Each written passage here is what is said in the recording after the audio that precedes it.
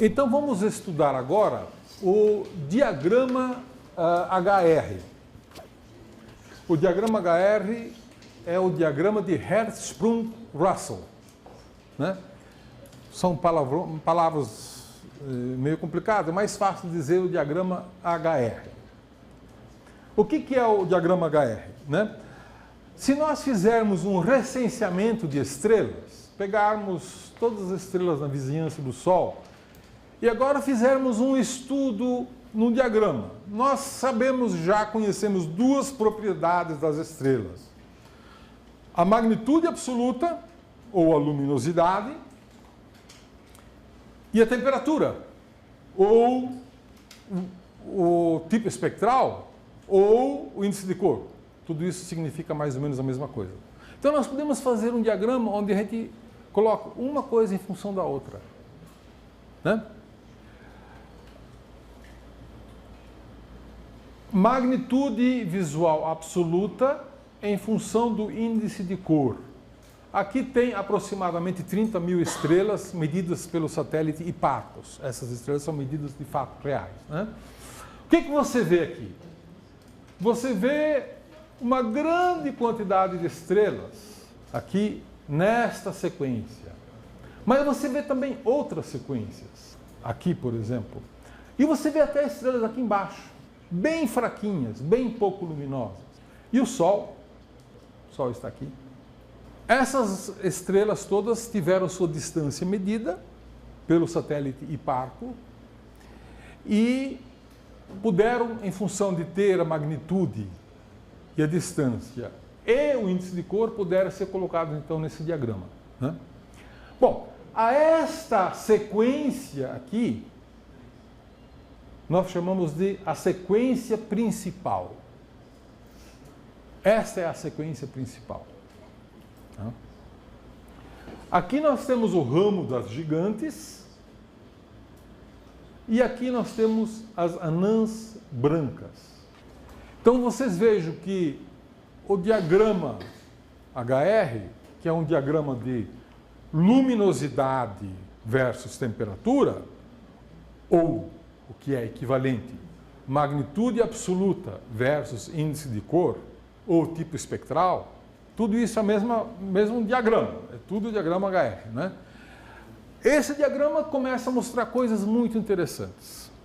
E o estudo desse diagrama foi realmente a pedra da roseta da astrofísica. Isto é, foi o que revelou, de fato, o que nós sabemos sobre a estrutura das estrelas e sobre a vida das estrelas, né? Isso nós descobrimos então fazendo recenseamento de estrelas e classificando as estrelas. Esse diagrama de Hertzsprung-Russell foi proposto em 1911 pelo dinamarquês Einar Hertzsprung e em 1913, independentemente, pelo americano Henry Norris Russell. Vocês vejam que faz bastante tempo, né? Isso foi realmente uma coisa, desde que se conheceu já paralaxes trigonométricas de um número significativo de objetos, pôde-se construir esse diagrama HR. E nessa época, a paralaxe trigonométrica já era conhecida por um número relativamente significativo de estrelas, né? Os tipos espectrais já haviam sido determinados, e as magnitudes absolutas, índices de cor e assim por diante. Bom, aqui nós voltamos ao mesmo diagrama, tá? Colocamos aqui em luminosidade, unidades de luminosidade solar, mas são os mesmos dados do satélite Hipparcos, né? E aí você nota que aqui nós temos a sequência principal e aqui nós temos o que nós chamamos de ramo das gigantes. Por que ramo das gigantes? Vamos supor estrelas de temperatura de 4.000 graus Kelvin. Você pode ter uma estrela na sequência principal ou uma estrela muito mais luminosa. Como assim? Uma estrela, duas estrelas com a mesma temperatura, uma pode ser muito mais luminosa do que a outra? Pode. Pode, o diagrama está dizendo que pode. Por que que pode? Vocês se lembram da lei de Stefan Boltzmann, que nós estudamos lá quando nós estudamos a radiação, as leis da radiação? Tinha uma lei que se chamava lei de Stefan Boltzmann. E a lei de Stefan Boltzmann diz que o fluxo de radiação eletromagnética que sai de um corpo depende da temperatura na potência de 4. Certo? Mas nós sabemos também que a superfície de um corpo depende do raio ao quadrado.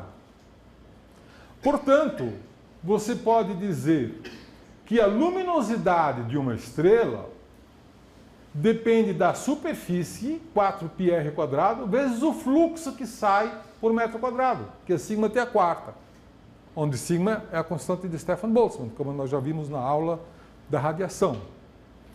Portanto, a luminosidade de uma estrela depende de 2 parâmetros variáveis: o raio e a temperatura.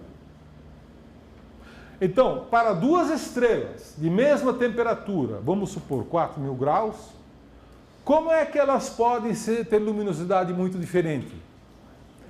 Porque o raio é diferente. Você pode ter raios muito maiores e luminosidades muito maiores do que o outro.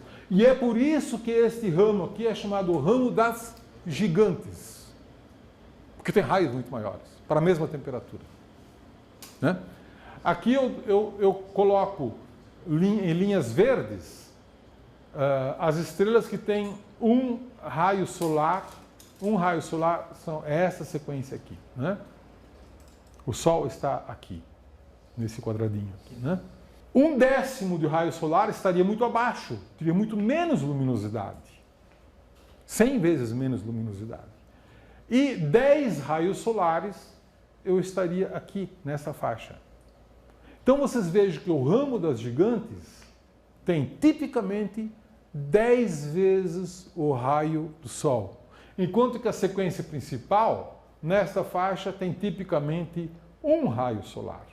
Então, 2 estrelas com a mesma temperatura podem ter raios diferentes. Isso produz luminosidades diferentes. Tá? E por esse diagrama HR, então, você já tem uma maneira de estimar aproximadamente qual deve ser o raio de cada estrela. E aí, alguém vai perguntar qual é a maior estrela. Nesse diagrama, a maior estrela está provavelmente aqui, né? Tá certo? Deve ter 200 vezes o raio do Sol. Mais ou menos, tá certo? Aproximadamente.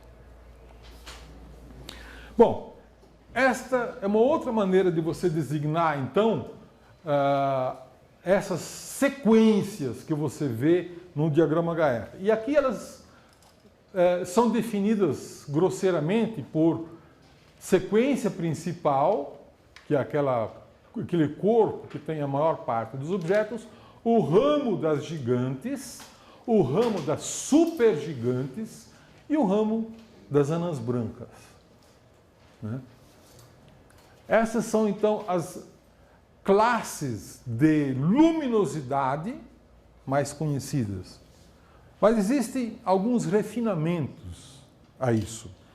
Né? Por exemplo, aqui, repetindo, a sequência principal está aqui, as gigantes, as supergigantes, começam a dividir entre supergigantes, que são 1A, 1B, as gigantes brilhantes, que são tipo 2, as gigantes que são tipo 3, as subgigantes que são tipo 4, a sequência principal é tipo 5.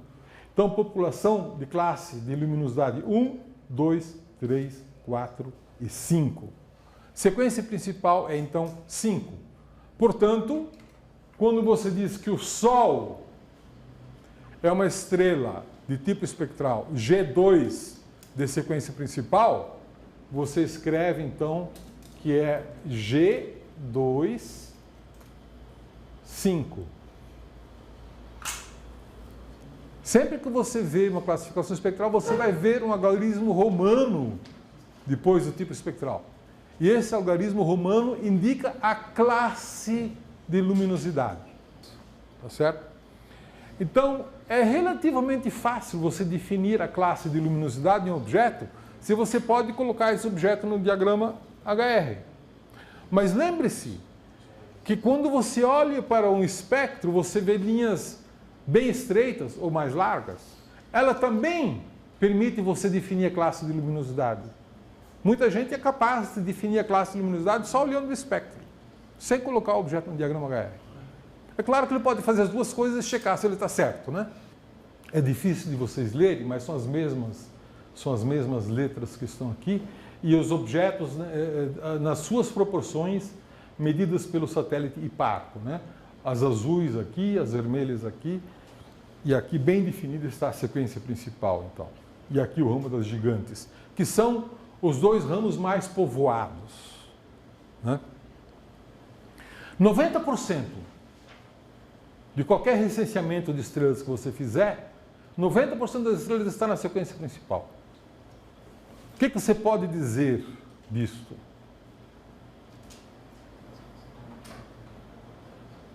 Se você fizer um recenseamento de pessoas e concluir que 90% do seu recenseamento são pessoas adultas, o que você conclui?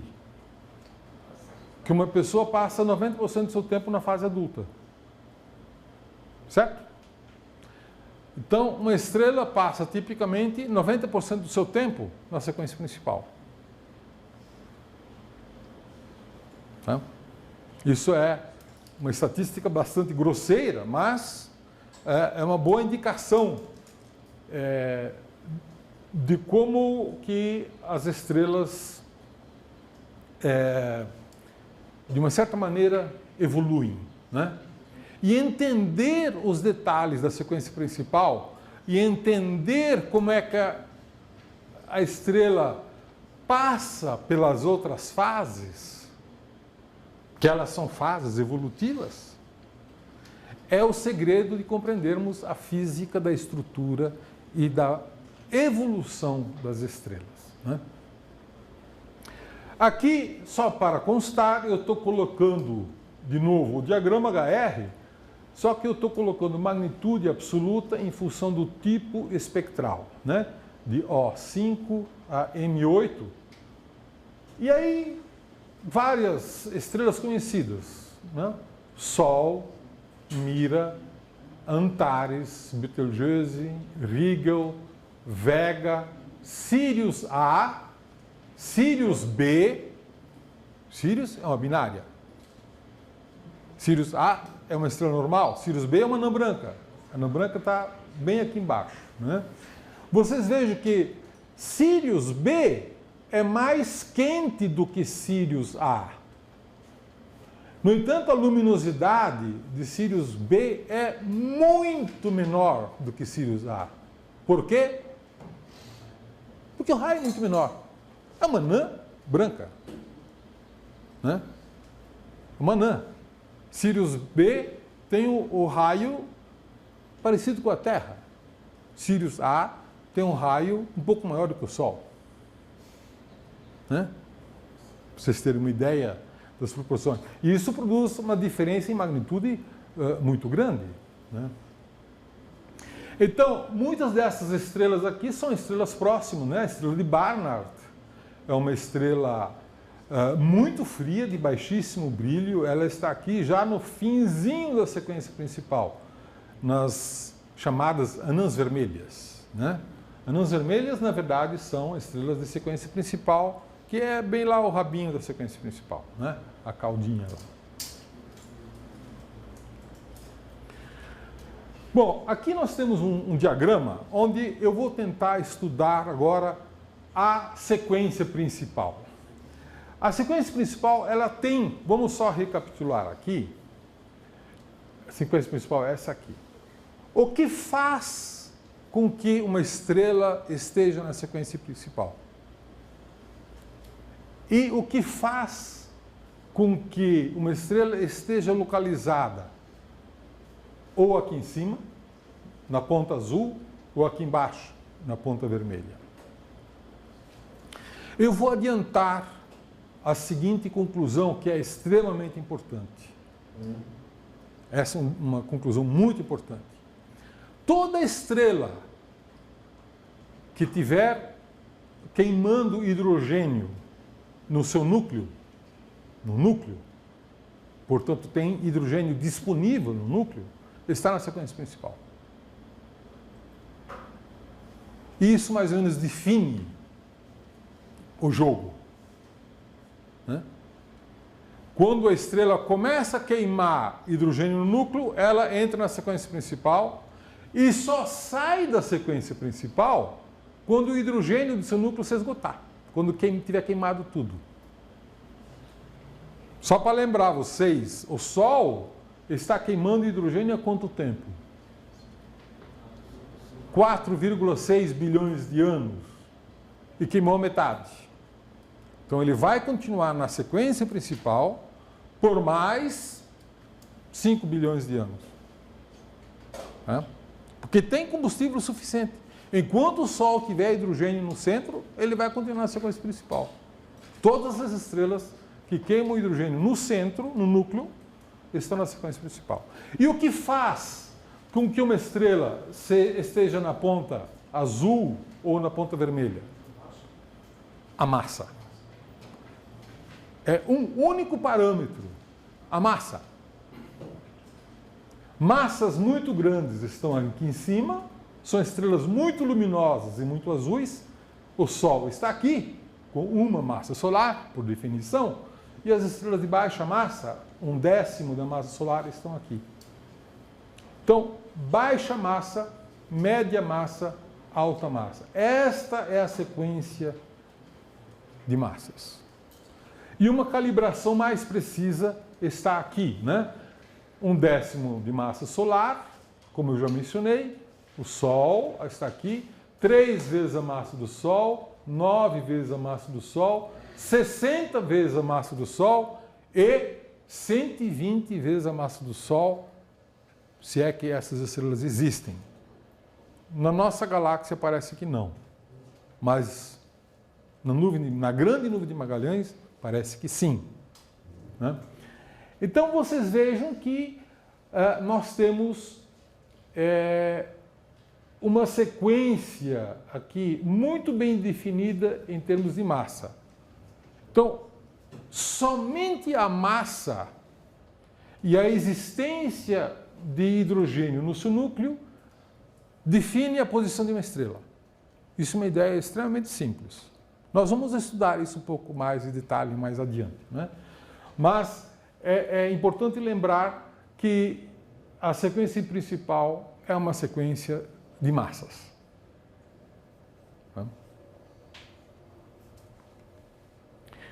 Muito bem, se você pegar agora a sequência principal e fizer um gráfico da luminosidade de uma estrela em função da sua massa, que tipo de correlação você vai encontrar? Essa correlação aqui. Estrelas muito massivas, por exemplo, 10 vezes, isso aqui está em escala logarítmica, né? 10 na potência de 1 é 10. Então, 10 vezes a massa do Sol está aqui. São essas estrelas aqui. Elas produzem 10 na potência de 4 vezes a luminosidade do Sol. Já uma estrela de massa solar produz 0 na escala logaritmo de luminosidade solar, isto é, 1. Né? E vocês podem notar que nesta faixa de massas, você pode passar uma reta, que é uma excelente descrição. É uma excelente descrição para essa correlação. E essa reta significa o quê? Significa que a luminosidade de uma estrela é proporcional à massa na potência de 3,5. Isso é uma dependência muito forte. Tá? Uma estrela de uma massa solar produz uma luminosidade solar, ok?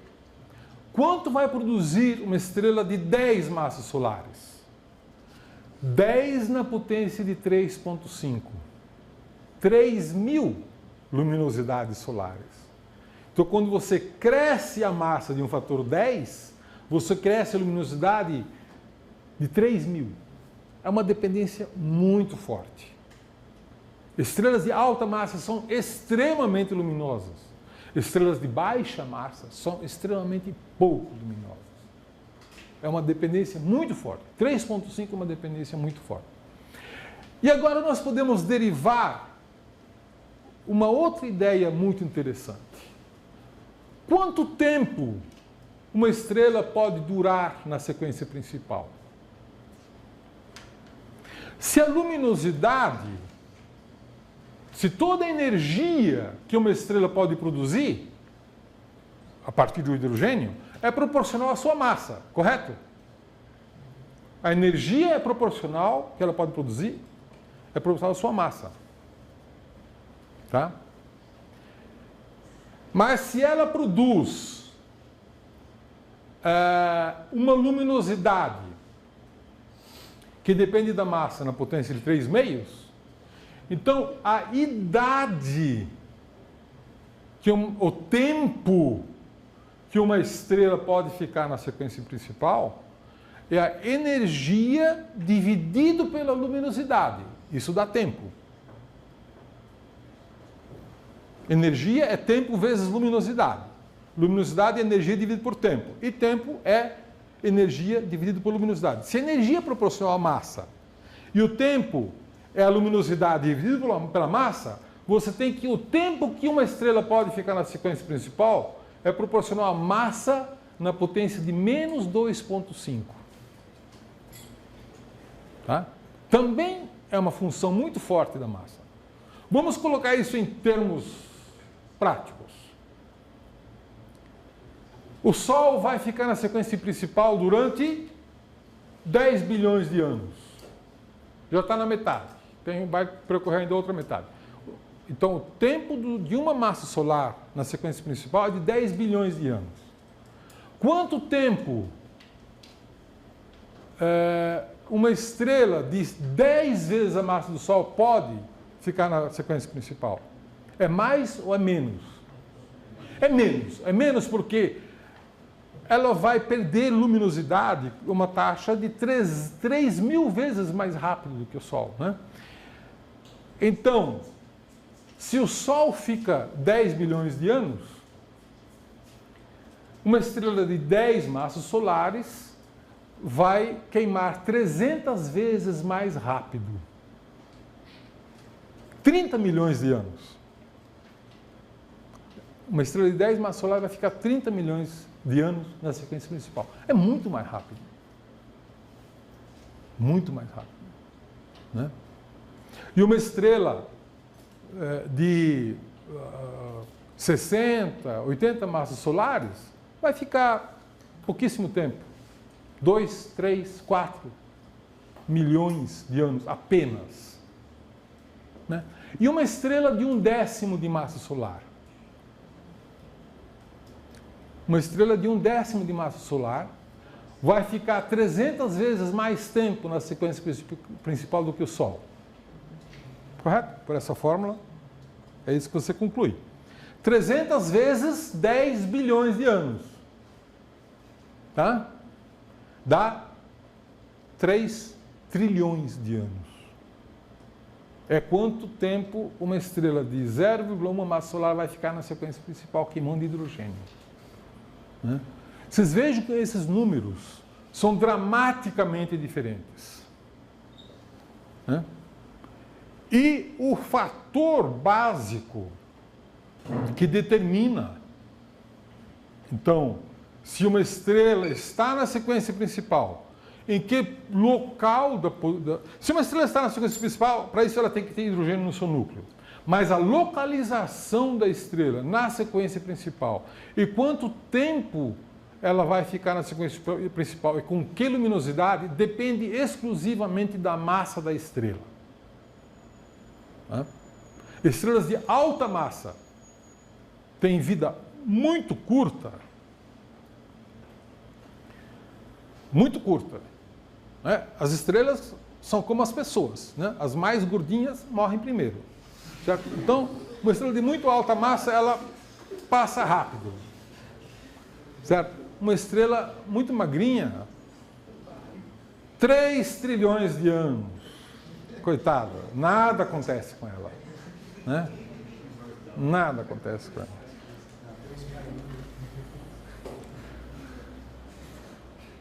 Bom,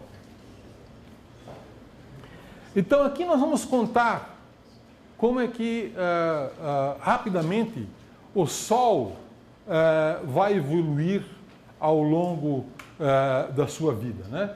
Nós sabemos que o Sol nasceu de uma grande nebulosa, né? Há cerca de 4,6 bilhões de anos atrás. Entrou na sequência principal quando começou a queimar hidrogênio no núcleo, tá certo? E aí ficou na sequência principal, 1 bilhão, 2 bilhões, 3 bilhões, 4... Estamos aqui. Vai 5 bilhões, 6 bilhões... Quando chegar em 10 bilhões de anos, o Sol vai virar uma gigante vermelha. Ela sai da sequência principal e vai virar uma gigante vermelha. Por quê? Isso é assunto da próxima aula, né? Não vamos adiantar. Por que que o Sol vai virar gigante? Tá certo? E aí vai virar uma nebulosa planetária jogando o seu envelope externo para o espaço, virando uma nebulosa. E o núcleo vai então finalmente virar uma anã branca. Tá? Então daqui a 13, 14, 20 bilhões de anos, o Sol vai ser uma anã branca, que é uma estrela morta, não produz mais energia. Ela brilha porque tem energia acumulada, certo? Ela vai continuar brilhando por muito tempo, mas não gera mais energia. Nesse sentido, vai ser uma estrela morta, né? Se nós colocarmos, então, esses conceitos, finalmente, no diagrama HR, nós vamos poder, então, estudar. Aqui nós temos luminosidade versus a temperatura crescendo, então, para cá, né? Aqui está a sequência principal, esquematicamente, né? Então, o Sol da nuvem que formou o Sol se contraiu até chegar na sequência principal. Então, 90% da sua vida, o Sol vai ficar lá na sequência principal. 10 bilhões de anos, né? O que para a Terra foi interessante, né? Porque permitiu que as coisas aqui acontecessem com calma, né? Inclusive gerar vida, desenvolver vida e assim por diante, porque o Sol não fez nada. Se o Sol variasse de brilho, ou esquentasse muito, a vida aqui não viraria um inferno, ela acabaria. Tá certo? O Sol não pode fazer nada muito significativo para que a vida se preserve, né? Então, daqui a 5 bilhões de anos, o núcleo do Sol vai esgotar o seu hidrogênio e aí vai começar, esse núcleo agora vai ser só hélio, vai começar a se contrair. Quando o núcleo de uma estrela se contrai, o envelope se expande. Quando o núcleo se expande, o envelope se contrai. Numa estrela, você sempre tem esse movimento entre o núcleo e o envelope, né? Então, o núcleo do Sol vai se contrair, o envelope vai se expandir e o Sol vai se tornar uma estrela mais luminosa, mais fria, tá certo? Até virar uma gigante. O raio do Sol vai ter aproximadamente uma unidade astronômica, né? Vai chegar aqui, pertinho da Terra, de tão grande, né? E aí ele vai fazer aqui algum zigue-zague no diagrama HR. Nós vamos estudar isso em mais detalhe numa próxima aula. E aí, finalmente, o envelope vai ser expelido e Quando o envelope começar a ser transparente, nós podemos ver lá o núcleo da nebulosa planetária que se forma, né, e que é ejetada, e finalmente esse núcleo começa a esfriar, diminuir em luminosidade e em temperatura até se tornar uma anã branca bem comportada aqui. Então, esta é a trajetória evolutiva do Sol, ou de qualquer estrela com uma massa semelhante à do Sol. Mas essa não é a trajetória evolutiva de uma estrela com 10 massas solares, ou 30 massas solares, ou 50 massas solares. Essas trajetórias evolutivas são muito diferentes. Tá? E com peculiaridades bastante curiosas, né? Isso, então, nós vamos estudar nas próximas aulas.